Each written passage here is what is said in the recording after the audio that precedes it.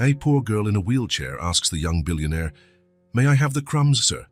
But when the young billionaire saw her tears, a miracle happened. Noah Vance pushed open the glass door of the bakery with his shoulder, balancing his phone between his ear and neck as he spoke to someone on the other end. Numbers. Always numbers.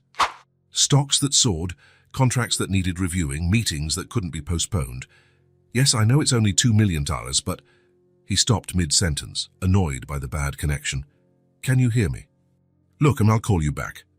He put his phone in the pocket of his expensive coat and adjusted the paper bag holding his daily breakfast. A French croissant, a double espresso, and a financial newspaper. The same routine for 3 years. Efficient, predictable. No surprises. It was October, and the crisp London air bit at anyone brave enough to venture out early. Noah liked this hour. Few people. Less noise, less people. At 28, he had learned that unnecessary interactions only delayed his plans. He walked along the sidewalk towards his black Bentley, parked a few feet away. Another day at the office. Another series of decisions that would move millions. Another night alone in his penthouse apartment, looking out at the city through massive windows. That's when he saw her, sitting in an old, rusty wheelchair, propped against the brick wall next to the bakery. A small girl, no older than 5. Her brown hair was disheveled and dirty.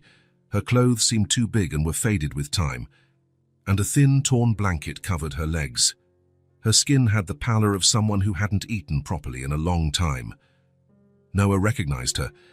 She had been there for months, always in the same spot, always with the same blanket, always asking for something from the hurried passers-by. He slowed his pace but didn't stop. It wasn't his problem. London was full of people asking for money, and he had learned to ignore them. Business was business. Feelings were complications. "Sir?" The voice was soft, timid. Noah kept walking, pretending he hadn't heard. "Sir, please." This time, he looked. The girl was looking directly at him, with big, dark eyes. There was no desperation there, no aggression, just hope. "May I have the crumbs, sir?" Noah stopped. Not because he wanted to, but because something in her tone made him. She wasn't asking for money. She wasn't asking for food. She was asking for crumbs, crumbs. He looked at the paper bag in his hands. Inside was a croissant that cost more than many people spent on lunch, and she wanted the crumbs. "I don't have crumbs," Noah replied, his voice coming out harsher than he intended. The girl lowered her head, as if she expected that answer, as if she had heard it hundreds of times in recent months. "It's okay, sir. Sorry to bother you." Noah should have moved on. That's what he had done every day for months. Passed her by, ignored her pleas, got into his car. That's what worked. It was simple, uncomplicated. But when she turned her face away, trying to hide, he saw it. A tear, small, silent, tracing a path down her dirty cheek. She made no sound. She didn't cry aloud. She just let the tear fall, as if it were the most natural thing in the world. And Noah stood there in the middle of the sidewalk, holding a paper bag and feeling something strange in his chest, something he hadn't felt in a long time. "Wait," he said, walking back to her. The girl looked up, surprised. Noah opened the bag and took out the croissant. It was still warm, smelling of butter and yeast. He held it out to her. "They're not crumbs, but it's food." The girl's eyes widened. "For me? Really? For you?" She took the croissant with both small hands, as if it were something precious. "Thank you, sir, thank you very much." Noah nodded and turned away, but couldn't take more than 2 steps. "Say, sir." He turned around. Are you leaving now?" The question was simple, but something in the way she asked it made Noah stop again. There was fear there, not fear of him, but fear of being left alone. "Where are your parents?" Noah asked, though he already suspected the answer. "I don't have any." "Grandparents? Aunts or uncles?" She shook her head. "Just me." Noah looked around. The street was empty, save for a few passing cars. The bakery hadn't fully opened yet, and the cold was growing more intense. "How long have you been here?" "A few months, sir." A few months. Noah felt a strange weight in his stomach. Months. She had been there for months, and he had walked past her every day, completely ignoring her existence. "What's your name?" "Lena." "Lena." He repeated the name, as if testing the sound. "I'm Noah." She smiled for the first time, a small but genuine smile. "Hi, Noah." And it was at that moment that Noah Vance, the billionaire who made million-dollar decisions without blinking, who had spent months ignoring this girl, who never let himself be swayed by emotions, did something completely irrational. He opened the paper bag again and took out the rest of the food he had bought. The coffee was still warm. There was another croissant he'd bought without thinking. "Here," he said, holding it all out to her. "It's all I have here. Do you want to come with me?" The words came out before he could think, before he could analyze the risks, the complications, the consequences. Lena blinked, confused. "Where?" "To my home. You can take a hot bath, eat a proper meal. You don't know me. You don't know me either." She was quiet for a moment, biting her lower lip. Then, slowly, she nodded. "Can I bring my chair?" Noah looked at the old wheelchair. One of the wheels was crooked and the seat was worn, but it was hers, it was all she had. So of course, he helped push the chair to his car. The chauffeur, who was waiting in the front seat, looked in the rearview mirror with a confused expression, but said nothing. Noah had learned to hire people who didn't ask questions. During the drive to the apartment, Lena remained quiet, looking out the window. She was still holding the croissant, but hadn't eaten it. Noah realized she was saving it for later, as if she didn't know when her next meal would be. "You can eat it," he said. "There's more food at home." She looked at him, doubtful. "Really? Really?" Lena took a small, cautious bite, then another. Soon she was eating with gusto, licking her fingers so as not to waste a single crumb. Crumbs. The word returned to Noah's mind. She had asked for crumbs, and he was taking her to an apartment that cost more than most people earned in a lifetime. When they arrived at the building, Noah helped Lena out of the car and into her chair. The doorman greeted him as usual, but his eyes darted to the girl with curiosity. "Good morning, Mr. Vance." "Good morning, Gerald." In the elevator, Lena was impressed by the golden buttons and the mirror on the walls. "Do you live in the sky?" Noah almost smiled. "On the top floor." "Just like the sky, then." This time, he genuinely smiled. The apartment was exactly what you'd expect from a young billionaire, modern, minimalist, with a panoramic view of London. Expensive furniture, contemporary art on the walls, and a kitchen that looked like it came from a magazine. Lena stood in the entrance, awestruck. "Do you live here alone?" "Yes. It's very big." "It is." She rolled her chair through the living room, touching the furniture carefully, as if afraid of breaking something. "Can I sit on the couch?" "You can sit wherever you like." Noah watched her explore the apartment and felt something strange. The place had never seemed so empty.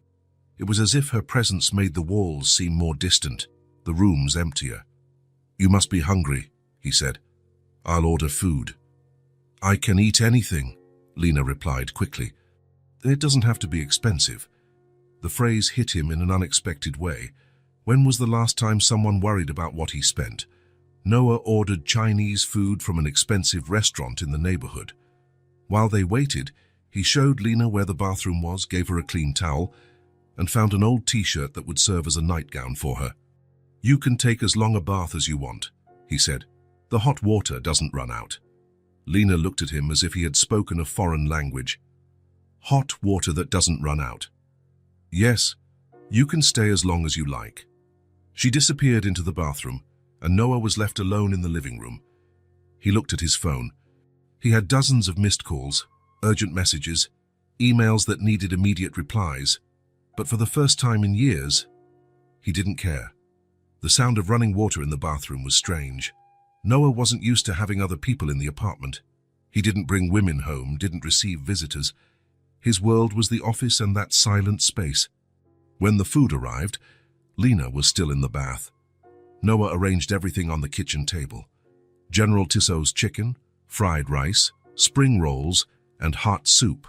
Enough food for 4 people. Lena appeared 20 minutes later. the oversized t-shirt covering her knees and her wet hair plastered to her face. She looked even smaller like this, lost in the adult clothing. "Yes, it smells good," she said, approaching the table. "You can eat all you want." She served herself slowly, taking small portions of each dish. Noah noticed she ate like someone who wasn't sure when their next meal would be, small bites, chewing thoroughly, taking her time. And they ate in silence. Lena asked no questions, asked for nothing, complained about nothing. She just ate, thanked him with a smile, and helped clear the plates. "Can I wash the dishes?" she asked. "You don't have to. I want to help." Noah watched her try to reach the sink from her wheelchair. It was impossible. He gently took the plates from her hands. "You don't need to help. You're a guest." "A guest?" "Yes, a guest." Lena smiled. "I've never been anyone's guest before." The phrase hung in the air between them. Noah finished washing the dishes, and when he turned around, he saw Lena had settled on the couch, but was struggling to keep her eyes open. "You're sleepy." "A little bit." "You can sleep." "Where?" The question caught him off guard. "Where?" He had an apartment with 2 bedrooms, but the second one was used as an office, full of papers, computers, work stuff. "On the couch. It's comfortable." "Can I really?" "You can." Noah brought pillows and a blanket. He helped Lena get comfortable on the couch, covering her carefully. She curled up under the blanket, looking even smaller. "Noah?" "Yes, thank you." "For what?" "For not leaving." The phrase hit him in the chest. Noah stood there by the couch, looking at this girl who had appeared out of nowhere and turned his day upside down. "Sleep well, Lena." "You too." Noah turned off the lights and went to his bedroom, but he couldn't sleep. He lay in bed, staring at the ceiling, listening to the sounds from the living room. Lena moved occasionally, mumbled something in her sleep, and for the first time in a long time, Noah Vance didn't feel alone. But there was something else, something that bothered him. It wasn't Lena's presence, it was what she awakened in him. A strange sensation in his chest, as if something that had been dormant for years had awakened. He got up and went to the window. Down below, the city continued its routine. Cars passing, people walking, life going on as normal. But here, in this apartment, something had changed. Noah looked towards the living room, where Lena was sleeping. She had asked for crumbs, and he had given her bread. She had asked not to be alone, and he had taken her home. And now he was feeling something he hadn't felt in a long time. Something he had buried along with childhood memories, along with disappointments, along with the decision that it was easier not to care about anyone. For the first time in a long time, Noah Vance was feeling empathy for someone, and that scared him more than any financial loss, more than any failed contract, more than anything he had faced in the business world, because feeling empathy meant caring, and caring meant he had something to lose. Noah woke up earlier than usual, not because of his alarm, but because of a strange noise coming from the living room, a sound he had never heard before in his apartment. Someone stirring. Lena. For a moment, he had completely forgotten. He had forgotten that he wasn't alone anymore, that there was a child sleeping on the living room couch, that his life had completely changed in a matter of hours. He got up and went to the kitchen, trying not to make noise. Through the opening to the living room, he could see Lena still wrapped in the blanket, but awake. She was looking around with wide eyes, as if trying to understand where she was. "Good morning," Noah said, appearing in the doorway. Lena startled, but then smiled. "Good morning, Uncle Noah." "Uncle." The word sounded strange, but somehow right. "Did you sleep well?" "Yes, sir. Very well." She sat up on the couch, arranging the blanket around her legs. "Sorry if I woke you up." "You didn't wake me. I always wake up early." Noah went to the kitchen to prepare breakfast. He opened the refrigerator and looked inside, frowning. There was expensive bottled water, white wine, some imported cheeses, olives, and leftover Chinese food from yesterday. Nothing suitable for a child for breakfast. He opened the cabinets. Coffee beans, fancy biscuits, organic honey, expensive fruit jam he'd never tried. All very adult, very inappropriate for a 5-year-old girl. "Oh, are you hungry?" he asked, returning to the living room. "A little bit," Lena replied, but Noah noticed she was being polite. From the way she looked towards the kitchen, it was obvious she was very hungry. I'll see what's here." Noah went back to the kitchen, continuing to rummage through the cabinets as if they would solve his problem. What on earth did a child eat for breakfast? He had no idea. His own routine consisted of black coffee and something he bought at the bakery. That's when he saw it. At the back of the cabinet, almost hidden behind a can of olive oil, was a box of powdered milk. He had no idea where it came from. Probably someone from the cleaning staff had left it there. Milk. Suddenly, a memory surfaced out of nowhere. Himself, very small, sitting in the kitchen of the house where he grew up. His mother, still young, warming milk in a small saucepan. She hummed softly as she stirred the milk, and when it was ready, she served it in a mug with a piece of bread. "To warm your heart," she always said. "Warm milk warms the heart." Noah shook his head, trying to push the memory away. He hadn't thought about it in years, but he looked at Lena, who was quietly waiting patiently on the couch, and something inside him stirred. He took the box of powdered milk and a small saucepan. "Lena, do you like warm milk?" "I like milk," she replied. "But I haven't had it in a long time." Noah poured water into the saucepan and put it on the stove. While he waited for it to heat up, he found bread in the refrigerator. Plain bread, not the expensive croissants he usually bought. Simple bread, which had probably been there for days, but it would do. He mixed the powdered milk into the hot water, stirring slowly. The smell rose to him, and suddenly he wasn't in the penthouse kitchen anymore. He was in the small kitchen of his childhood home, watching his mother do the exact same thing. "It smells good," Lena said, appearing at the kitchen doorway. She had managed to get off the couch and roll her wheelchair over. "Almost ready." Noah poured the milk into a large mug and cut 2 pieces of bread for Lena. There was no butter, so he left it plain. He put everything on a tray and took it to the living room table. "Come here," he said, helping Lena approach the table. She looked at the mug with curiosity. Can I really drink it?" "Of course." Lena took the mug with both small hands. As if it was something precious, she blew on the milk slowly and took a small sip. "It's warm, Uncle." And she smiled, a big, genuine smile that lit up her whole face. Noah felt something strange in his chest. A good, warm feeling, as if something that had been frozen for a long time was melting. For the first time in years, he was thinking about his own childhood without bitterness. He was remembering the warm milk his mother used to make, the feeling of being cared for, of being home. He was remembering without shame. In fact, he was remembering with longing. "Is it good?" he asked. "Very, thank you, Uncle Noah." Lena drank her warm milk and ate the bread slowly, savoring each sip, each bite. Noah just watched, feeling a peace he hadn't experienced in a long time. When she finished, she looked at Noah with bright eyes. Thank you for breakfast." "You're welcome." Noah looked around the empty kitchen, realizing he needed proper groceries. "Lena, do you want to come to the supermarket with me?" "Shopping?" "Yes, I need to buy food." "Can I go with you?" "Of course you can." An hour later, they were at the supermarket. Noah pushed a cart, while Lena accompanied him in her wheelchair, looking around with wide eyes. "It's very big," she said, impressed. "It's a regular supermarket." "I've never been inside a supermarket." Noah stopped pushing the cart. "Never?" "No. I always stayed outside waiting." The phrase hit Noah like a punch to the stomach. A child who had never been inside a supermarket. A child who waited outside. "Well," he said, trying to keep his voice steady, "today you get to choose whatever you want."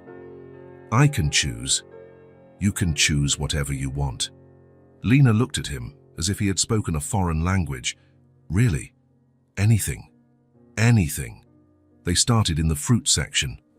Lena stopped in front of the apples, touching one with her fingertip. "Can I have an apple?" "You can have as many as you want." "As many as I want." Noah nodded. Lena took a red apple, then another. She looked at Noah, as if asking for permission. "You can take more," he said. She took 2 more, then looked at the bananas. "What about bananas?" "Those 2. And oranges." "Those 2. With each fruit she put in the cart, Lena became more excited.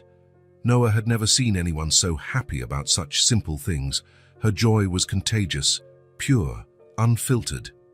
In the cereal aisle, she stopped in front of the colorful boxes, awestruck. "Aunt, there are so many kinds. Which one do you want? Can I choose?" "You can." Lena stood there for 5 minutes, looking at each box, reading the names, comparing the pictures. Finally, she chose a box with a tiger drawing. "This one looks cool. Then take that one." "What if I don't like it?"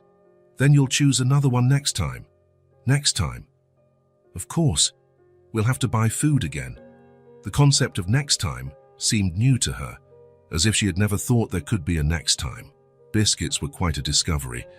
Lena spent almost 10 minutes choosing between different types, flavors, shapes. Noah stood there patiently, watching her deliberate between chocolate chip cookies and honey biscuits. "Can I take both?" "You can take both. And these too." She pointed to some colorful cookies. "You can take them. Really, really." With each choice, Lena seemed to discover something new about herself, that she liked round biscuits more than square ones, that she preferred colorful packaging, that she wanted to try different flavors. When they reached the juice section, Lena was radiant. She had chosen fruits and cereals, biscuits, yogurt, and now she was faced with dozens of juice options. "I never got to choose what I wanted to eat," she said softly, looking at the juices with reverence. The phrase hit Noah harder than he expected. I never got to choose. Something so simple, so basic, and she had never had that freedom. "Now you can," he said. "You can choose everything you want. Everything. Everything." Lena chose apple juice, orange juice, grape juice. She chose as if she were making the most important decisions of her life. And perhaps, for her, that's exactly what they were. She picked up each juice box as if it were a treasure, reading the flavors, comparing the brands. Noah watched, fascinated by her seriousness, by the care she took with each choice. "This one is strawberry," she said, showing him a pink box. "Can I take it?" "You can." "And this peach one?" "That too." "Wow, there are so many flavors. You can take as many as you want." When they finished, the cart was full. Fruits, cereals, biscuits, juices, milk, bread, butter, jam, yogurt, colorful, varied, joyful food. In the checkout line, Noah watched Lena look at everything they had bought with an expression of admiration. "Thank you, Uncle Noah." "For what?" "For letting me choose. It's normal to choose what you want to eat." "For you, maybe. For me, no." Noah remained silent, processing that. For him, it was normal. More than normal. It was automatic.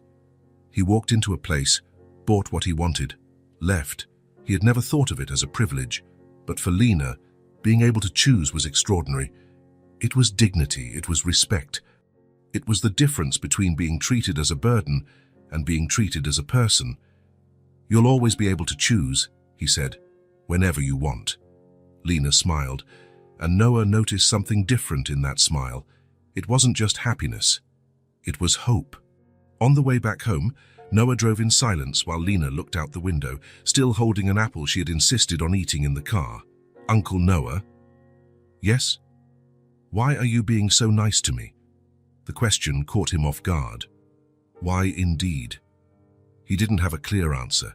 There was no logical reason, no rational explanation. "I don't know," he answered honestly. "So maybe because everyone deserves to choose, even children like me, especially children like you." Lena nodded, as if that made perfect sense. For her, it probably did. When they got home, Noah helped put away the groceries. Lena insisted on helping, organizing the biscuits in the cupboard, putting the fruits in a bowl, arranging the juices in the refrigerator. "Now it looks like a family home," she said, looking at the kitchen. Family home. Noah looked around and realized she was right. There was color on the shelves, variety in the refrigerator, options.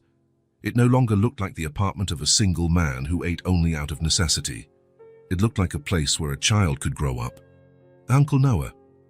Yes? Can I have warm milk again tomorrow? You can have warm milk every day if you want. Every day. Every day. Lena smiled. That smile that was becoming familiar. That was becoming one of Noah's favorite things. Thank you for teaching me that choosing is normal. Choosing is normal, he repeated. So you don't have to thank me for that. But as he said it, Noah realized that something had changed in him too. For the first time in years, he wasn't thinking about work, about business, about numbers. He was thinking about how good it felt to see someone happy because of something as simple as choosing their own breakfast. He was discovering that giving choices to someone who had never had choices was one of the most gratifying things he had ever done. And that surprised him more than anything. 3 days had passed since Lena arrived at Noah's apartment, and a strange routine was forming between them. It wasn't a planned or thought-out routine.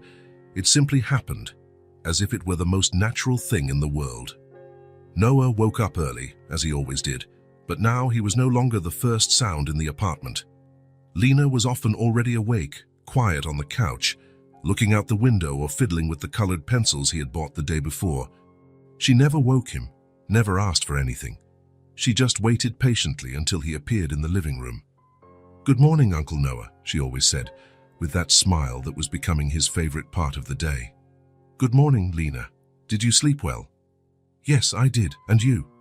It was a simple, repetitive conversation, but it had become important to both of them. A ritual that marked the beginning of another day together.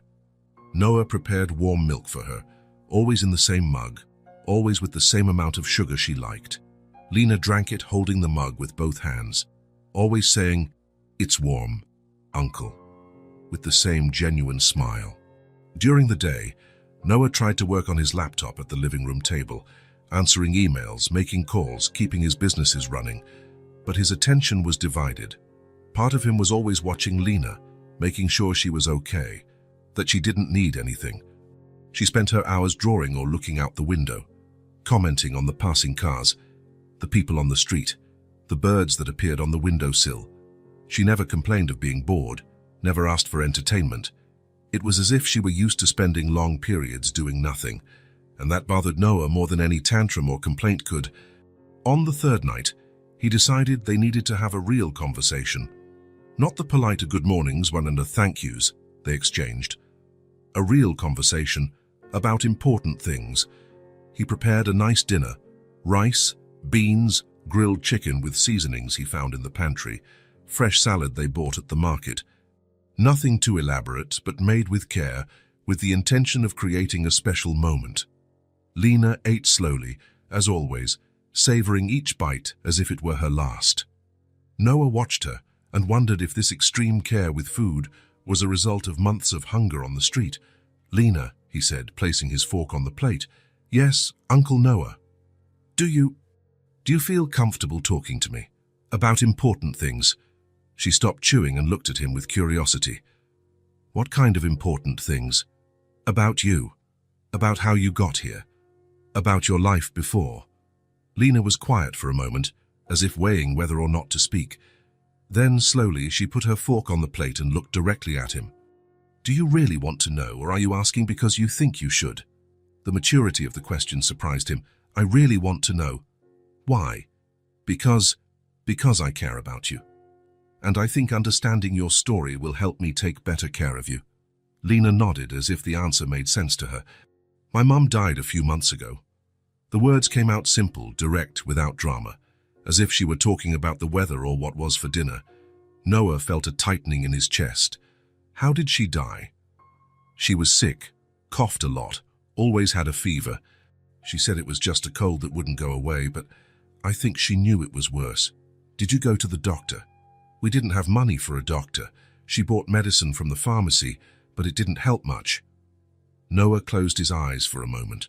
A woman dying from lack of medical treatment, leaving a small disabled daughter alone in the world. "And after she died, the man who lived with us said he wouldn't take care of me." "Your father?" Lena shook her head. "He wasn't my father. He was just a man who lived there. He and Mom fought a lot." "Did he treat you well?" "He didn't hit me, if that's what you want to know, but he didn't like me. He said I was too much trouble because of the chair. That Mom spent too much money on me. Noah stopped eating completely. What kind of things did he say? He called Mom stupid for having a crippled daughter, said I'd be a dead weight forever, that no one would ever want to take care of a child in a wheelchair. The word crippled came out of her mouth with a frightening naturalness, as if it was something she heard often, as if it was simply a fact about herself. When Mom died, Lena continued, picking up another piece of chicken, he said he wasn't obligated to keep me, that I wasn't his problem. And then, he took me to the bakery one morning and told me to wait there, that he'd come back for me after he sorted some things out. Noah dropped his fork. He abandoned you. I waited for him to come back the first day. The second day, too. On the third, I started to understand he wasn't coming back. And you stayed there for months. Where else was I supposed to go? I didn't know anyone. I didn't know where to go. Why didn't you go to the police? Or social services? Lena shrugged. The man always said if I went to social services, they'd put me in a horrible place with a bunch of mean kids, that no one would want to adopt a crippled girl, so I'd stay in an orphanage until I grew up. He was lying to scare you. I know that now. But back then, I was little and scared, and after you spend some time on the street, you learn that not everyone who offers to help wants what's best for you. The simplicity with which she recounted all this was heartbreaking. As if it were normal, as if every child went through this, as if abandonment and rejection were just part of life. Noah felt something he had never felt before. A cold, deep anger, directed at people he didn't even know. The man who had abandoned Lena. The system that allowed a child to remain on the street for months. The pure and simple injustice of it all. But more than anger, he felt something different. Something that both scared and calmed him. He cared, truly. It wasn't pity or abstract compassion. It was personal, intimate. As if her pain was his too, as if protecting her was his responsibility, not out of obligation, but by choice. For the first time in his adult life, Noah Vance genuinely cared about someone other than himself. Lena, he said, his voice hoarser than he intended, you know you're not going back to the street, right? I know you're being very nice to me, but you don't have to take care of me forever. It's not about obligation. Then what is it about? Noah paused. What was it about? He didn't know how to explain it. He didn't fully understand it himself, how to explain that in a few days she had become the most important thing in his life. It's about you deserving to be cared for, deserving to have a home, food, someone who worries about you. Even if I'm crippled. Don't say that. The sharpness in Noah's voice surprised her. You're not crippled. You use a wheelchair. It's different. The man said that. The man was wrong, completely wrong. You are smart, affectionate, brave. You survived months alone on the street. That's not what someone who gives trouble does. That's what someone very strong does. Lena looked at him for a long moment, as if assessing whether he was serious or just being polite. Uncle Noah? Yes? Thank you for not sending me away. The phrase hit Noah like a punch to the stomach. Thank you for not sending me away. As if not being abandoned was a favor, not a basic right. As if she was still waiting for him to get tired of her and decide she was too much trouble. You'll never need to thank me for that, he said, his voice firm. Never. This is your home now. My home. Your home. Lena smiled, but Noah noticed she still didn't completely believe him. And he understood it would take time for her to trust that she wouldn't be abandoned again. They finished dinner in silence, but it was a different silence than before. More laden, more intimate, as if something important had been said and understood. After dinner, while washing the dishes, Noah had an idea. Lena, do you like to draw? I draw a little, but I've never had real colored pencils. Do you want some? Her eyes widened. Colored pencils. And sketchbooks too, for you to draw whatever you want. Really? Can it be anything? It can be anything. Can I draw you? The question caught him off guard. Of course. Why not? Because sometimes people don't like to be in drawings. I would love to be in your drawings. Lena smiled, that smile that was becoming addictive for Noah. The next day, they went to a large stationery store in the city center. Lena was enchanted by the variety of options. 12 color pencil sets, 24, 48, even some 72 color sets that looked like a treasure chest. Notebooks with colorful covers, plain pages, lined pages, special drawing paper, markers, crayons, colored pastels. "Can I choose?" she asked, already knowing the answer but still needing confirmation. "You can choose whatever you want." She spent almost an hour in the store, touching each product, comparing colors, testing the paper texture. Noah watched her deliberate between the options with the same seriousness he would use to choose multi-million-dollar investments. Finally, she chose a case with 48 colored pencils, 3 different notebooks, one for drawings, one for writing, one for special things, an eraser, a sharpener, colored markers, and a small pouch to hold everything. "Thank you, Uncle Noah," she said when they got home, hugging the supplies as if they were treasures. "What's the point of having them if you don't use them?" Lena settled at the living room table and immediately started drawing. First, she drew the house where she lived with her mother. A small house with square windows, a blue door, and flowers in the window that Noah suspected never existed, but that she wished had. Then, she drew the bakery where she used to ask for food. The drawing was detailed for a 5-year-old. She remembered the color of the red door, the shape of the windows, even the crooked sign that said, "Miller's Bakery." "This is where I used to stay," she explained, showing the drawing to Noah. "And this is you." She pointed to a tall figure next to the bakery. He was depicted as a tall stick figure, wearing what looked like a dark suit, carrying a bag. Next to him, a small figure in a blue wheelchair. "This was the day you gave me the bread," she continued. "I remember you had a kind of grumpy face, but then you became nice." Noah looked at the drawing. It was simple, made with childlike strokes, but it captured something important. The moment their lives intersected. "It's very good. You draw well." "Do you really think so?" "I do. You have talent." Lena smiled and went back to drawing. Noah stood there watching her work and felt something strange.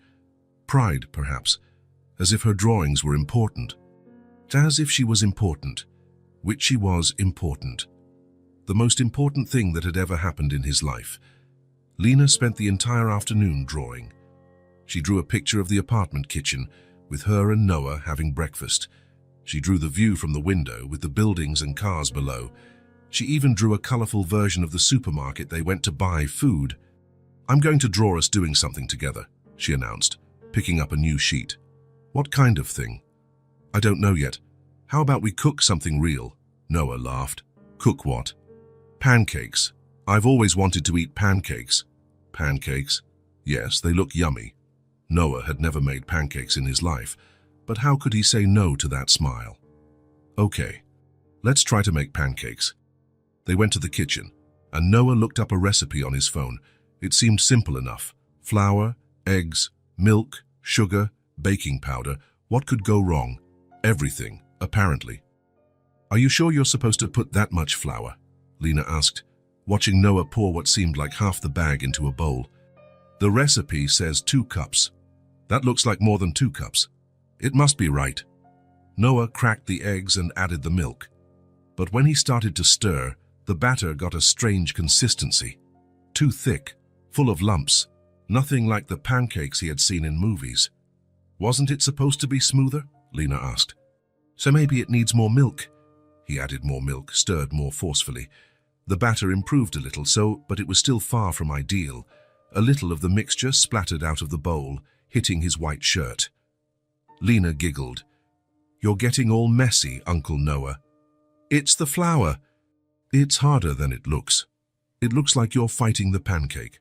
Noah looked at her with that mischievous smile, and on an impulse dipped his finger in the batter and wiped it on Lena's nose. "Now you're messy too." Lena shrieked in surprise and then started laughing. "So you got me dirty? You laughed at me first, but you're the one making the mess." She grabbed a handful of leftover flour from the counter and threw it towards Noah. The flour flew everywhere, covering the floor, the counter, and both of them. "Lena!" Noah pretended to be angry, but he was laughing. It was an accident. She was laughing so hard she could barely speak. An accident, huh? Noah grabbed a little more flour and threw it back. Soon they were both in a flour war in the middle of the kitchen, laughing like crazy. The kitchen turned into a complete mess. Flour everywhere, batter dripping from the counter, utensils scattered on the floor. It looked like a flour bomb had exploded there, but Noah didn't care. On the contrary, for the first time in years, perhaps decades, he was truly laughing. Not a polite business meeting smile or a social laugh at some fancy event. It was a genuine, spontaneous laugh that came from deep in his chest and rose to his eyes. "Uncle Noah," Lena said, trying to stop laughing and wiping flour from her face. "I don't think we're going to eat pancakes today." Noah looked around the ruined kitchen, looked at Lena covered in flour from head to toe, looked at himself in the same state, and started laughing again. "I think you're right." "The batter turned into glue," she said, stirring what was left in the bowl with her finger. "Totally. Can we try again tomorrow?"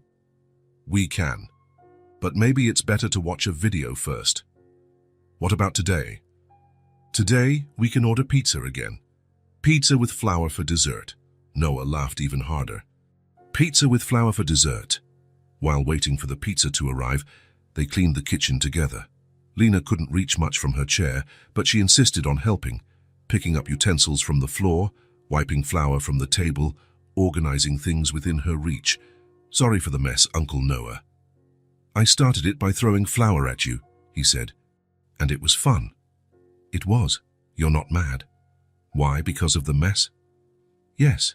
You have such a beautiful and organized home." "Lena, look at me." She stopped cleaning and looked. "This house only became truly beautiful after you arrived. Before, it was just an empty place where I slept." "Really?" "Really. And a messy kitchen because we were having fun is much better than a clean, empty kitchen." Lena smiled, that smile that was becoming the most precious thing in the world to Noah. When the pizza arrived, they had a picnic on the living room floor, surrounded by Lena's drawings spread out on the coffee table. "Uncle Noah." "Yes?" "Had you forgotten how to laugh?" The question surprised him with its depth. "I think so." "Why?" Because when you grow up, sometimes you forget that laughing is important. More important than working. Much more important than working." "Then why did you forget?" Noah thought about the question. Why indeed? When had he stopped laughing?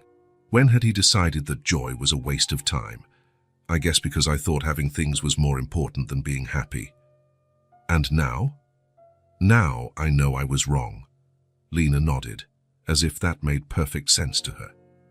"It's like drawing. If you don't use your colored pencils, they're useless." The analogy was perfect. Noah smiled. "Fair, exactly like drawing. So tomorrow we use more colors? Tomorrow we use all the colors." When Lena went to sleep, Noah stayed in the living room, looking at the drawings scattered on the table. Each one told a small story, her life before, her life now. The moments she considered important enough to record on paper, and in almost all the recent drawings, he was there. Tall, clumsy in the childlike strokes, but present, important enough to be included in her art. Noah realized that something fundamental had changed in him. A week ago, his biggest concern was the numbers on his computer screen, the meetings, the profits, the company's growth. Today, his biggest concern was whether Lena was happy, whether she felt safe, whether she knew she would never be abandoned again. For the first time in his life, he was genuinely caring about someone other than himself, and far from being a burden, it was liberating. It was as if a part of him that had been dormant for years had awakened, the part that knew how to laugh, how to play, that knew there were things infinitely more important than money and professional success. Noah looked towards the sofa where Lena was sleeping, breathing peacefully under the blanket he had bought especially for her. She had carried an enormous amount of pain for such a small child. Abandonment, rejection, months of loneliness and fear. But somehow, extraordinarily, she had not lost the ability to laugh, to find joy in simple things, to trust again. And she was teaching him to do the same.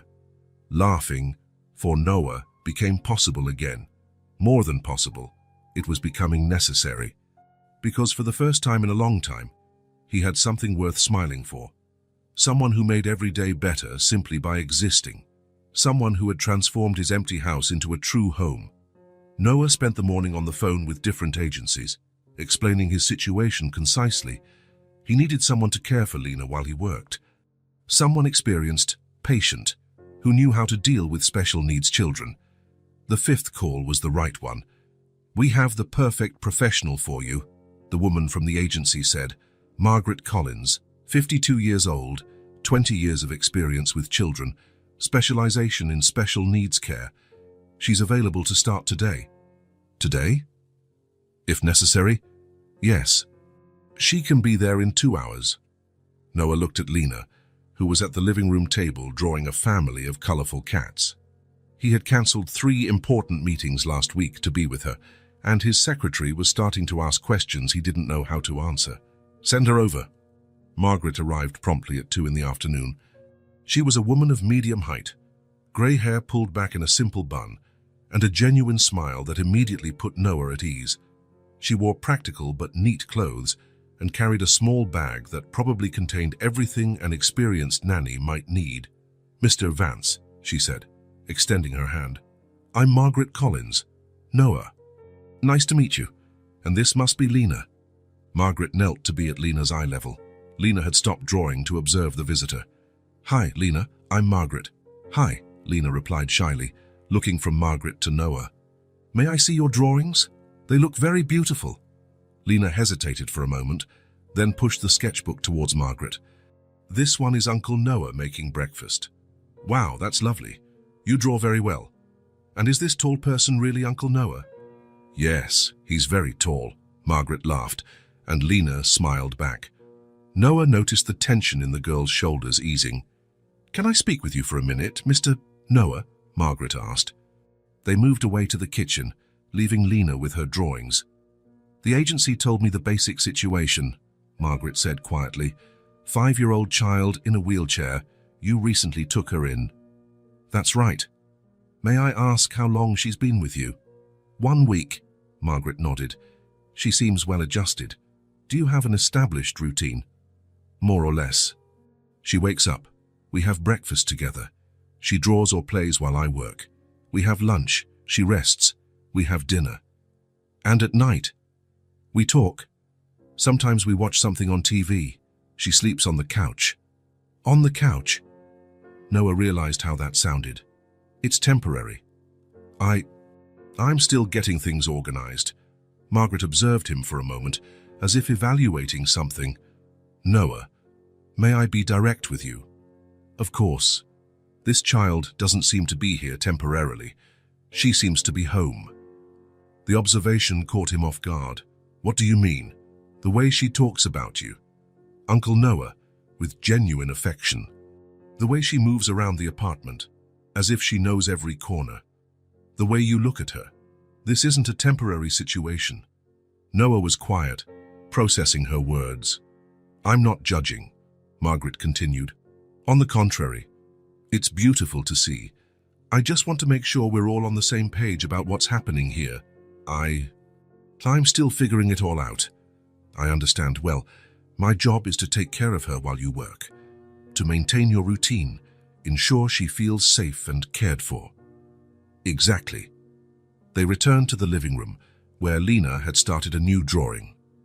"Lena," Noah said, crouching beside her chair, "Margaret will stay here with you while I work, okay? Will you come back?" The question hit Noah in the chest. Even after a week, she was still afraid of being abandoned. "I'll come back. I always come back. Promise. I promise." Lena nodded, satisfied. "Okay then."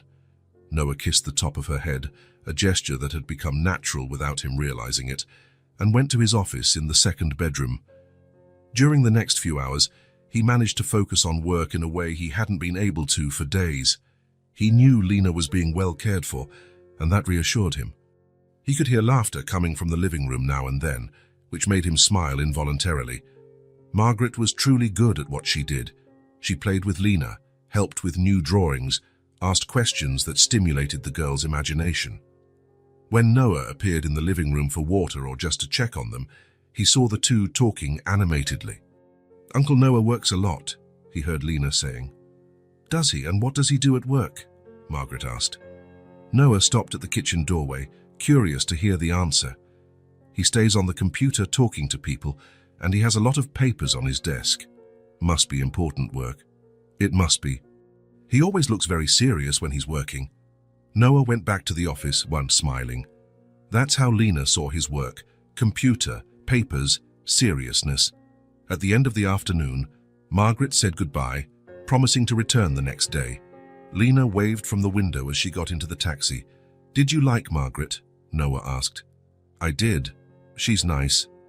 And she doesn't keep asking a lot of questions about my chair. What kind of questions? You know, like, were you born like this? Or does it hurt? Or can you walk? Margaret just treated the chair like it was normal. Because it is normal. For you, it's normal. Yes, but not everyone understands that. Noah nodded, making a mental note to talk to Margaret about it. It was obvious she had passed Lena's test with flying colors. During dinner, Lena was more talkative than usual. Margaret had stimulated her curiosity about various things, and she wanted to share everything with Noah. Uncle Noah, yes, what do you do at work? The question was simple, but it caught Noah off guard. How to explain to a 5-year-old what he did? I deal with numbers, contracts, and decisions. Numbers? Yes, like I help companies decide how to spend money to make more money. Oh, Lena thought about it for a moment. And contracts, they are papers that say what people will do and how much they will get paid for it. And decisions.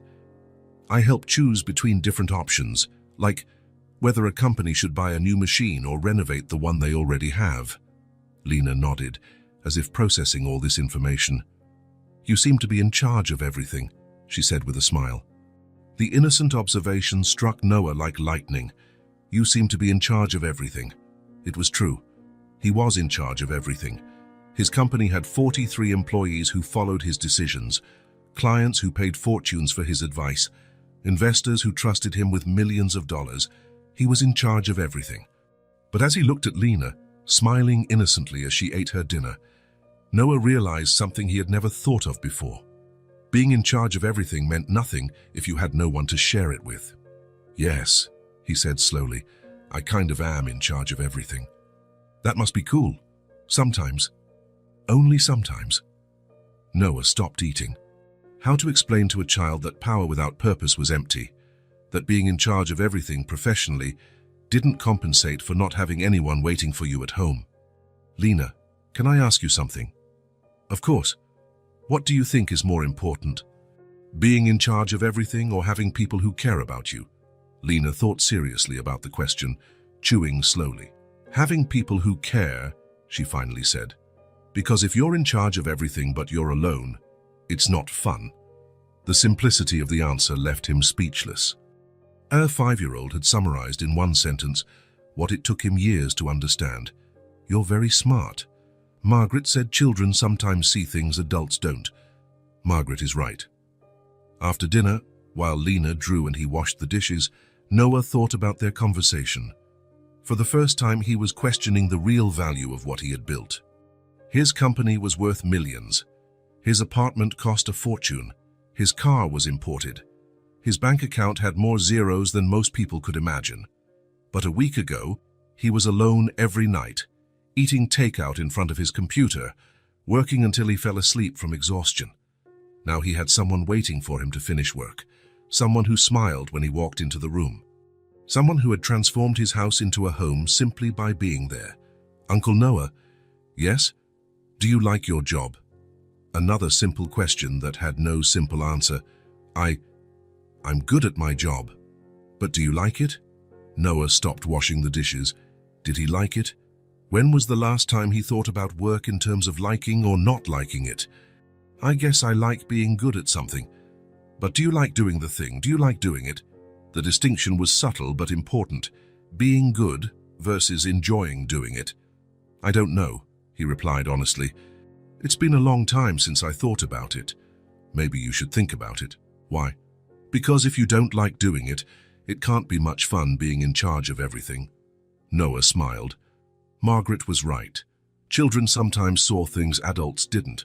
You're right, I am. You are. Maybe I should think about what I really like to do. And what do you like? Noah looked at Lena, focused on her new drawing. What did he like? Lately, he liked preparing warm milk for her in the morning. He liked seeing her discover new things at the supermarket. He liked their simple conversations during dinner. He liked feeling needed in a way that had nothing to do with money or power. I like taking care of you, he said. Lena looked up from her drawing and smiled. I like it when you take care of me too. Then maybe I should do more of that. More how?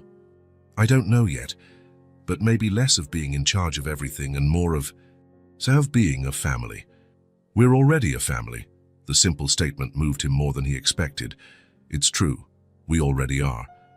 That night, after Lena fell asleep, Noah stayed awake thinking. Margaret had planted a seed of reflection that Lena had watered with her innocent questions. He was in charge of everything, but his life had been empty until a week ago. Now, he had someone who made him want to come home. Someone who transformed simple tasks into special moments. Someone who made him question what really mattered. Maybe it was time to rethink his priorities.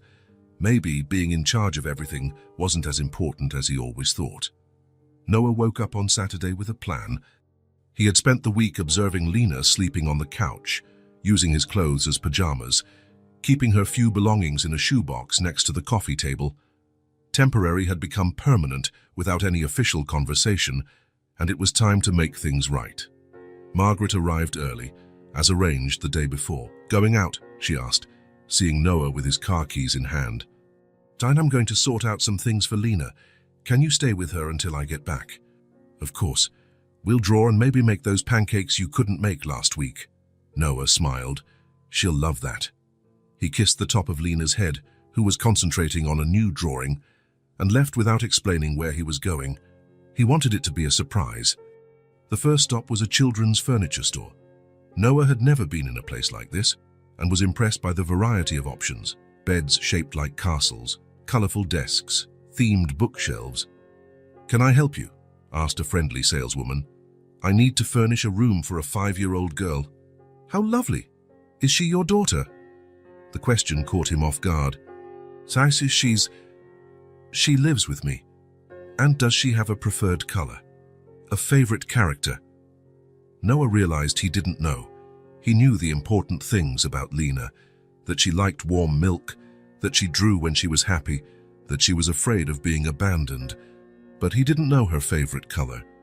She likes cheerful colors, he said, remembering the lively drawings she made. Then maybe something like this. The saleswoman led him to a pink and purple set with yellow accents. The bed had a canopy, the desk was small and perfect for drawing, and the bookshelf had space for books and toys. It's perfect, and for delivery, today if possible. Today, it's important. The saleswoman looked at him with curiosity, but arranged the delivery for the afternoon. The second stop was a bookstore. Noah bought storybooks, coloring books, books with large pictures and simple texts. Then he went to a toy store and chose puzzles, dolls, modeling clay, more colored pencils. The last stop was the most important. The medical equipment store was in a mall on the other side of town. Noah had researched online during the week, comparing models and reading reviews, studying technical specifications as if it were an investment, which, in a way, it was. I'm looking for a wheelchair for a child, he told the salesman. What age? 5 years old. Manual or electric? Manual. She's active, likes to move around on her own. The salesman led him to a section with several options: heavy chairs, light chairs, sports chairs, basic chairs. This one is our best seller for children, the salesman said, pointing to a light blue chair. Light, durable, easy to maneuver. Noah tested the weight, spun the wheels, checked the brakes.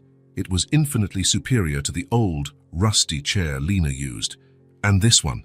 He asked, pointing to a pink chair with silver accents. That's top of the line. Ultralight, made with special materials. More expensive, but much more comfortable.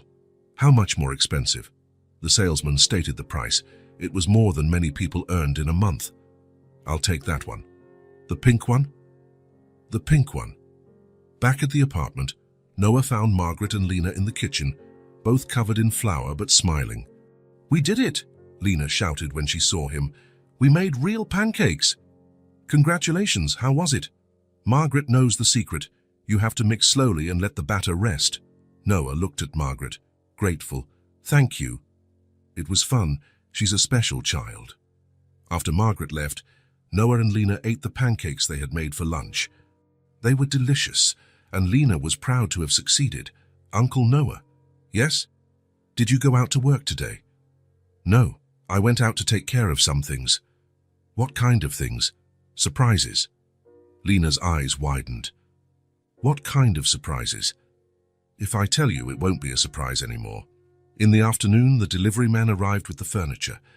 Noah asked Lena to stay in the living room while they assembled everything in the second bedroom. "What are they doing?" she asked, trying to listen to the noises. "Surprise," Noah repeated, smiling. It took 2 hours to assemble everything.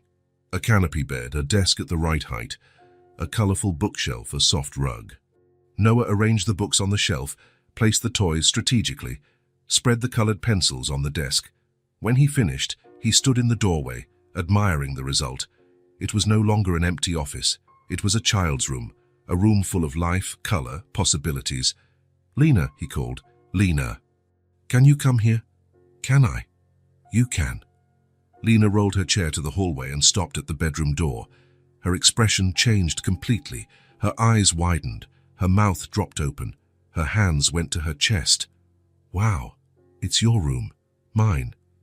"Yours." Lena entered slowly, as if she were in a museum and was afraid to touch anything. She looked at the bed, the desk, the books, the toys. "Is all this mine?" "All of it." She rolled to the desk and touched the new colored pencils. Then she went to the bookshelf and ran her finger over the books. Finally, she got close to the bed and touched the canopy fabric. "San, it's the most beautiful room I've ever seen. Do you like it?" "I love it." She turned to him with tears in her eyes. "But Uncle Noah, what's wrong?" "I have a surprise for you, too." Noah was curious. "What surprise?" "Wait here." Lena left the room and returned a few minutes later carrying a folded paper. "I made this for you today while you were out." Noah unfolded the paper. It was a drawing of the two of them, him and Lena, holding hands in front of a house. Below, in careful letters, was written, "My family. Lena. Do you like it?" "It's the most beautiful thing I've ever received." Lena smiled, wiping tears from her face. "Uncle Noah." "Yes." "Is there another surprise?" "There is." Noah left the room and returned, pushing the new wheelchair, pink with silver accents, shiny, perfect. Lena was speechless. "Is it for me?" "It's for you. But I already have a chair. Now you have two. One to use, one for backup." Lena looked from the old chair to the new one, then to Noah. "Can I try it?" "Of course." Noah helped her transfer to the new chair. It was much more comfortable, lighter, easier to maneuver. Lena tested the wheels, spun in circles, went to the hallway, and came back. "It's like flying." "Do you like it?" Lena stopped in front of him, and Noah saw that she was crying again. "Lena, what's wrong? Don't you like it?" "Is it just mine?" she asked, her voice thick with emotion. "Of course it's just yours. No one will borrow it. No one will say it's too expensive for me." The question broke Noah's heart. "Never. It's yours forever. Even if I do something wrong. Even if you do something wrong. Even if I'm trouble. Lena, look at me." She looked up. "You are never trouble. You are the best thing that ever happened in my life. Everything that is good for you now matters to me. Understand?" Lena nodded, still crying. "Uncle Noah." "Yes. Thank you for giving me a real home. Thank you for making this house a real home." They stood there hugging in the middle of the colorful room, with the new chair beside them and the "My Family" drawing still in Noah's hand. He didn't realize it at that moment, but something fundamental had changed inside him. It was no longer about giving things to Lena or caring for her out of compassion. It was about protecting, nurturing, putting her needs before his own. It was about waking up thinking about her well-being, about wanting to see her happy more than anything in the world. Noah had become a father in feeling, without realizing it, without a specific moment of decision. It had happened gradually, cell by cell, day by day, gesture by gesture. And now, seeing Lena happy in the room he had set up for her, using the chair he had chosen with her comfort in mind, he knew there was no turning back. He was a father, and she was his daughter, in all the ways that mattered. The days following the new room created a different routine. Lena now had her own space, but Noah realized that this changed the dynamic between them in ways he hadn't expected. During the day, while Margaret looked after her and he worked in the office, Lena spent hours in her new room, but not in the way he imagined. Instead of playing with toys or reading books, she made drawing after drawing, and all the drawings were about him. Noah working on the computer, Noah making breakfast, Noah reading the newspaper, Noah driving. It was as if she was documenting every moment they spent together, creating a gallery of memories on paper. "Margaret," he asked one afternoon, "is Lena okay? She seems different." "Different how?" "I don't know. Quieter. She spends a lot of time alone in her room." Margaret smiled with understanding. "Noah, she misses you." "Misses me? But I'm here." "You're in the office. For a child who spent months on the street, alone, having someone important in the house but not being able to see him can be distressing. But she has you. I'm a caregiver. Your family." The word family still had a strange impact on Noah. He was getting used to the idea, but sometimes it hit him by surprise. "What do you think I should do? Maybe work less, or include her more in your day?" That afternoon, Noah tried a different approach. Instead of staying locked in his office, he took his laptop to the living room table and worked from there. The difference was immediate. Lena appeared from her room with a new drawing, positioned herself at the small desk they had placed near the dining table, and began to draw where she could see him. Every now and then she would look up and ask, "Uncle Noah, what time do you stop working?" "1 more hour." 15 minutes later, "And now, how much longer?" 45 minutes. "Is that a long time?" Noah chuckled. "It's not a long time." But he realized that for her it was. Every minute he spent focused on the computer was a minute she didn't have his full attention. On Thursday, Margaret had to leave early. "I have a doctor's appointment," she explained. "Can you stay with Lena?" "Of course." When Margaret left, Noah closed his laptop for good. "How about we do something together?" "What kind of thing?" "I don't know." "What do you want to do?" Lena thought for a moment. "Can I teach you how to draw?" "You want to teach me how to draw?" "Yes. You always look at my drawings, but you never make any." "I don't know how to draw." "I'll teach you." Noah sat beside her at the living room table, with paper and colored pencils. Lena was taking the lesson very seriously. "First, you draw a circle for the head," she said, demonstrating on the paper. Noah tried to draw a circle. It came out crooked. "It's okay, Uncle Noah. Mine used to be crooked too at first."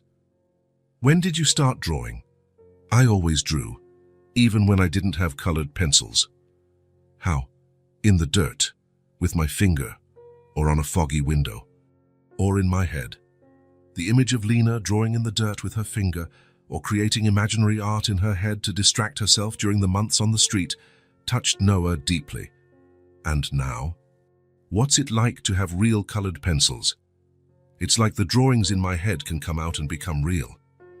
Noah looked at the crooked circle he had drawn, and then at Lena's elaborate drawings scattered across the table. "I think you're an artist." "Really?" "Really, a true artist." Lena smiled and continued the drawing lesson. She taught with patience, corrected gently, praised every little bit of progress. It was one of the most relaxing afternoons Noah had had in months. On Friday night, it started to rain. Not a gentle summer rain, but a fierce storm, with lightning, thunder, and wind that made the windows rattle. Noah was finishing up some emails when he heard the first thunderclap. It was almost midnight, and Lena had been asleep for hours. The second thunderclap was louder, and Noah heard a sound coming from her room. He stopped typing to listen closer. Silence. He went back to work, but stayed alert. After a few minutes, he heard it again. It wasn't a sound, it was a muffled sob. Noah got up immediately and went to Lena's room. The door was ajar, and he could see the small figure in the bed curled up under the blanket. "Lena?" he called softly. The sob stopped, but she didn't answer. "May I come in?" "You can," came the tiny, trembling response. Noah entered and approached the bed. Lena was curled up, hugging one of the pillows, it with tears on her face. "What's wrong? Are you scared of the rain?" She nodded, unable to speak. "Do you want to talk about it?" "I don't like storms," she said between sobs. "On the street, when it rained, I got wet and cold, and the noise reminds me of when I was alone." Noah felt his heart clench. Of course she would be scared. Storms must have brought back terrible memories of the months she spent out in the open. "You're safe here," he said, sitting on the edge of the bed. "You won't get wet or cold." "I know, but when I hear the noise, I remember." "Remember what?" "Not having anywhere to go. Not having anyone to protect me." Another thunderclap echoed outside, and Lena curled up even tighter. "But you have someone to protect you now," Noah said gently. "You have me. Even when you're working. Even when I'm working. Even when I'm sleeping, always." Lena looked at him with big, frightened eyes. "Uncle Noah?" "Yes. Do you want to sleep with me tonight?" The question surprised him, but the answer came automatically. "I do. Really. Really." Noah helped her get comfortable, then lay down beside her on top of the comforter. Lena immediately snuggled against him, like a cub seeking protection. "That way you're close if I get scared again." "I'll be close." They lay there in silence for a few minutes, listening to the rain beat against the window. But now the sound no longer seemed frightening. It was almost comforting, as if it were a barrier between them and the outside world. "Uncle Noah." "Yes. Can I tell you a secret?" "You can. Sometimes I pretend you're my dad." The confession hit him like a lightning bolt. "Pretended?" "Yes. When I'm drawing, or when Margaret asks about my family, I imagine you're my real dad." "And what's it like, imagining that?" "It's good. It makes me feel normal. Normal. Like I'm a normal kid, with a normal dad living in a normal family." Noah was quiet, processing her words. Normal, she wanted to feel normal. "Lena." "Yes. You don't have to pretend." "I don't have to." "No, because I imagine that sometimes too." "Really? Really?" "I imagine you're my real daughter." Lena pulled back a little to look at him. "And what's it like, imagining that?" It's perfect." She smiled, even with her eyes still wet with tears. "So we can pretend together." "We can. Or maybe it's not pretending." Noah looked at her, at that little face that had become the most important thing in the world to him. Maybe it's not pretending at all. Another thunderclap sounded outside, but this time Lena wasn't startled. She was safe, protected, loved. "Uncle Noah." "Yes. Thank you for staying with me. Thank you for letting me stay." They fell asleep like that, side by side, with the rain singing a song of protection outside. Noah had spent years building walls around his heart, creating a solitude that protected him from disappointments, losses, pain. This solitude had been his constant companion, his armor against the world. But now, with Lena sleeping by his side, trusting him completely, Noah realized that the solitude that once protected him no longer fit between them. There was no room for walls when you had someone who depended on you to be present, to be whole, to be available. Solitude had been replaced by something infinitely better, purpose, and Noah found that he didn't miss the protection solitude offered at all, because having someone to protect was much better than protecting himself alone. The call came on a Thursday morning, while Noah was preparing Lena's warm milk. The name that appeared on the screen made him stop stirring the pot. Richard Chen, CEO of the largest investment firm in Asia. "Hello?" "Noah, how are you, my friend?"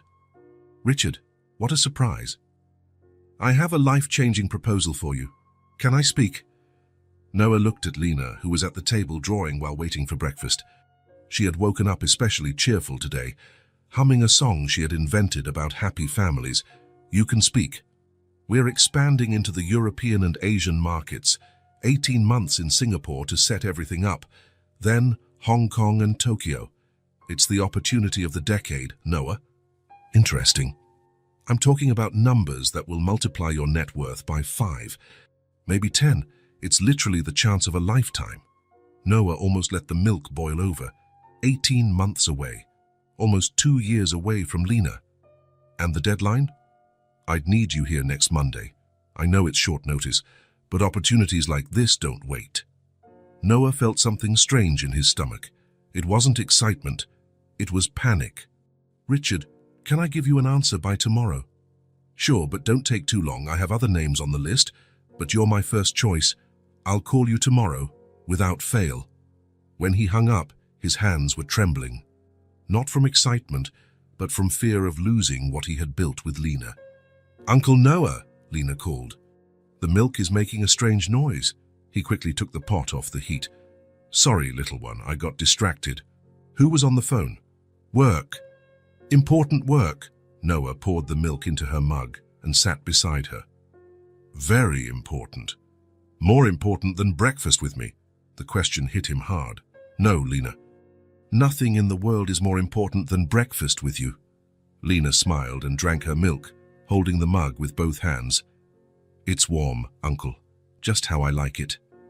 Throughout the day, Noah couldn't concentrate.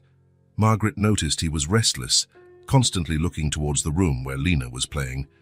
"Is everything okay today?" she asked. "I received a job offer. Good news. Financially, it would be the best of my life. But it means traveling for a long time." Margaret looked at the room where Lena was humming softly. "What about Lena?" "Exactly. This child has already been abandoned once, Noah.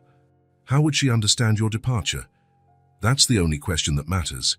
During lunch, Lena was talkative, telling him about a book Margaret had read. "Uncle Noah, the story was about a father who traveled far away and took a long time to come back." Noah almost choked. "How did it end?" "The boy got very sad. He thought his dad didn't like him anymore." "And did the father come back?" "He came back, but the boy had already grown up and didn't remember how to play with his dad. They had to learn to be friends again." The story hit him hard. "Lena, if I had to travel far away for a long time, how would you feel?" Lena stopped eating and looked at him seriously. "Are you going to travel, Uncle Noah?" "I'm just asking. For how long?" "Maybe a year and a half." Lena was quiet, pushing food around on her plate.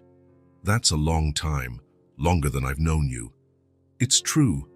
Uncle Noah, when I was on the street, I always imagined someone would show up and take me home. When you appeared, I thought it was a dream. And now I know it's not a dream, but sometimes I still worry I'll wake up and you'll be gone." Noah knelt beside her chair. "I will never disappear. Never. Even if it's very important work. Even if it's the most important work in the world. Promise?" "I promise." That night, Noah stayed in Lena's room, watching her sleep. She breathed peacefully, hugging the teddy bear they had bought together. The child who, months ago, slept in an old chair on the street now had a room full of love. "She's worth more than any amount." The words came out as a whisper in the dark room, and Noah realized it was the deepest truth he had ever felt. Richard was offering a fortune, but what was the point of having everything if he lost the only thing that gave meaning to his existence? The next morning, he called Richard even before breakfast. "So, good news. I'm going to decline, Richard." Complete silence. "Noah, are you sure? We're talking about an amount that will change your life."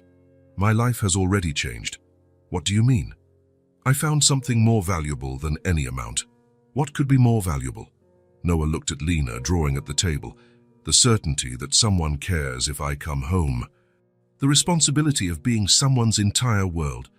Have you gone crazy?"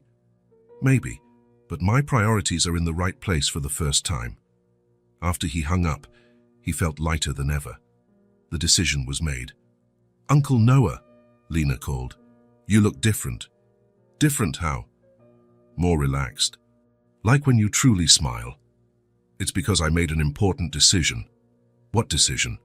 I decided that nothing is more important than being here with you. Lena dropped her pencil and hugged him tightly. I love you, Uncle Noah. It was the first time she had said those words. Noah felt his eyes fill with tears. I love you too, little one. More than you know. In the following weeks, something changed in how Noah viewed his life. Refusing the offer had been a turning point. For the first time, he put relationships above profits, and that opened a door in his mind. If I can change her life, he thought, watching Lena play, why not change others? The idea quickly took shape. Noah began researching organizations that worked with the homeless population, social projects, hunger relief initiatives. Uncle Noah, Lena said one afternoon, you're researching different things. How do you know? Because before, you were serious when you worked. And now sometimes you smile at the screen. I'm researching ways to help people. What kind? People who went through what you went through. Lena stopped drawing. People on the street. That's right. Why? Because if everyone who can help actually helps, fewer children will go through what you did. Can I help? How? I can make drawings for the children to make them feel less alone. The offer touched Noah deeply. Lena, who had suffered so much, wanted to use her talent to help other children. That would be wonderful. They would love your drawings. 3 months later, the project was taking shape. Noah had met with NGOs, bought a building, started renovations, and in parallel, he was dealing with another important project, Lena's official adoption. The papers had been filed months earlier, but the process was long. Interviews, home visits, assessments. Noah went through everything patiently, knowing that each step brought them closer to formalizing what was already real. The call from the social worker came on a Friday. Mr. Vance, I have wonderful news. The process has been approved. Lena is officially your daughter. Noah had to sit down. After months of waiting, it was finally official. Thank you very much. When he hung up, he stood there processing it. Lena was his daughter, legally, officially, forever. Uncle Noah. Lena appeared. Why are you just standing there? I just received the best news of my life. What news? The adoption was approved. Now you're truly my daughter. Lena was quiet. Then, a huge smile spread across her face. Truly, truly. Truly, truly. Forever. Forever. She rolled her chair over and threw herself into his arms. Now I have a real dad, and I have a real daughter. That night, Noah decided they needed to celebrate. He went to the supermarket and bought ingredients for cake, colorful balloons, chocolate truffles, nothing elaborate, but special. When he arrived, Lena was drawing something she was hiding from him. What are you making? Surprise, she said, covering the paper. Noah prepared everything with special care. He made a simple chocolate cake, slightly lopsided but delicious chocolate truffles, blew up colorful balloons, and put on soft music. The living room turned into a small but loving party. Lena, can you come? She appeared and her eyes sparkled. It's a party. A family party. To celebrate that we're officially father and daughter. Can I show you my surprise? You can. Lena unfolded the paper. It was a drawing of the two of them holding hands in front of the apartment. Below, in careful letters, my family forever. Noah felt his eyes fill with tears. It's the most beautiful drawing you've ever made. Do you really like it? It's perfect. They cut the cake, ate chocolate truffles, toasted with soda. It was simple, but Noah had never felt so happy. Dad, Lena suddenly said. Yes. It was the first time she had called him that. Can I tell you something? You can tell me anything. I always dreamed of having a dad, but in my dreams, he was never as nice as you. Noah had to stop eating because his throat was tight. Lena, can I tell you something too? You can. Before you, I only cared about numbers. How much money I had, how much I could earn, how many things I could buy. Lena nodded, paying full attention. You made me see people. You made me realize that people are infinitely more important than things. You made me want to be better. And now you are. Now I am because of you. Lena smiled that shy smile Noah loved. Now we're family. Noah looked at her, at that extraordinary girl who had completely transformed his life, who had taught him about love, purpose, generosity. With misty eyes, he said, "Now it's everything." And it was true. Lena wasn't just part of his life. She was the center around which everything revolved. She had transformed a lonely, profit-obsessed man into a devoted father and a person who used resources to make the world better. Generosity had become part of who he was, not just giving things, but giving attention, care, unconditional love. It had all started with a simple question. "May I have the crumbs, sir?" Now, looking at his officially adopted daughter eating cake amidst colorful balloons, Noah knew he had found the answer to all the important questions. The answer was love. The answer was family. The answer was being present for those who matter. The answer was everything Lena had brought into his life. If this story touched your heart, subscribe to the channel and turn on notifications so you don't miss the next ones. Leave a like because it helps this story get recommended to more people. See you in the next story.